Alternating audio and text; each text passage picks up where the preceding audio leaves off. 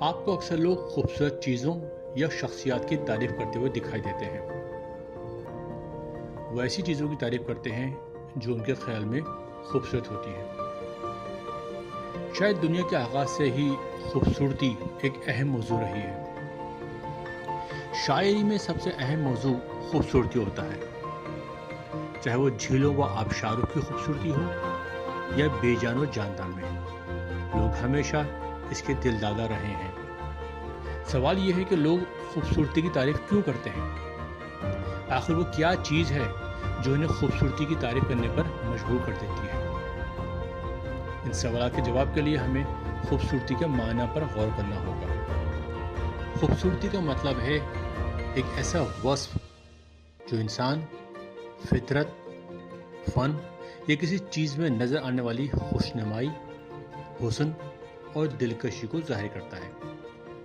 ایسی چیز جو آپ کی توجہ اپنی طرف مبذول کرا لیتی ہے، یا ایسی خصوصیت جو انسان کو اپنی طرف کھینچتی ہے۔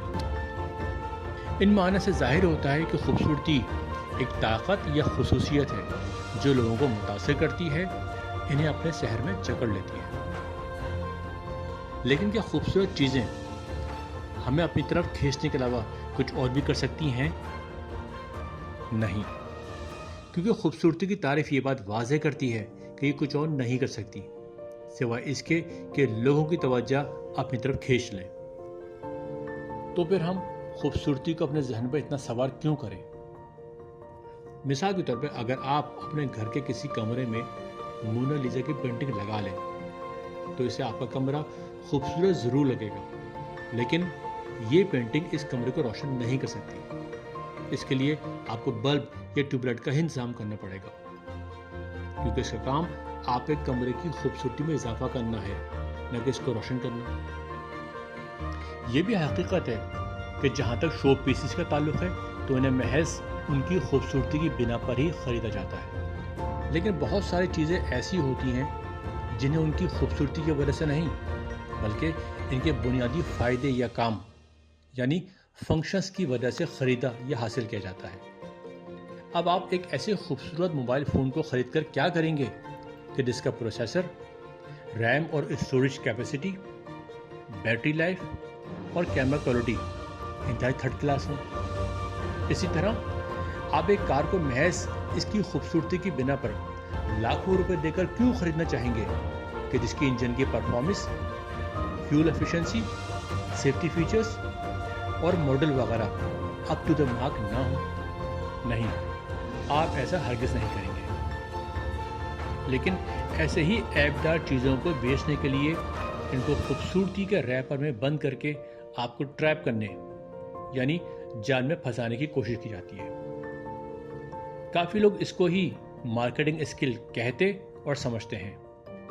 یہ صورتحال صرف چیزوں کے نہیں بلکہ انسانوں کے حوالے سے بھی وقوع پذیر ہو سکتی ہے، خاص طور پر خواتین کے حوالے سے۔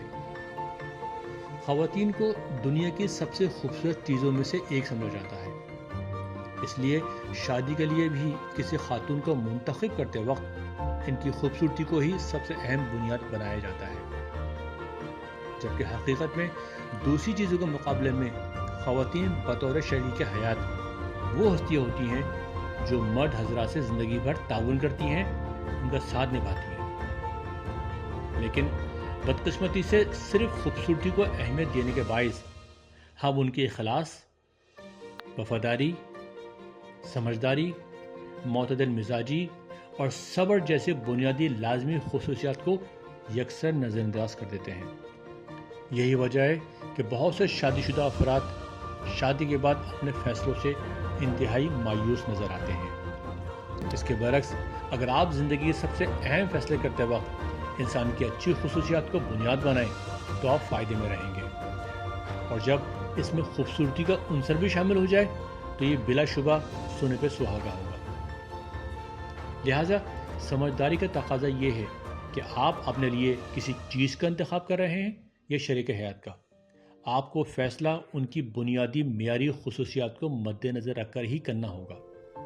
لیکن اگر آپ فیصلہ محض ان کی ظاہری خوبصورتی یا مردانہ وجاہت کی بنیاد پر کریں گے تو اس کا مطلب یہ ہے کہ خوبصورتی نے آپ کو اپنے جال میں پھنسا لیا ہے، اور بعد میں سوائے پچھتاوے کے کچھ نہیں بچے گا۔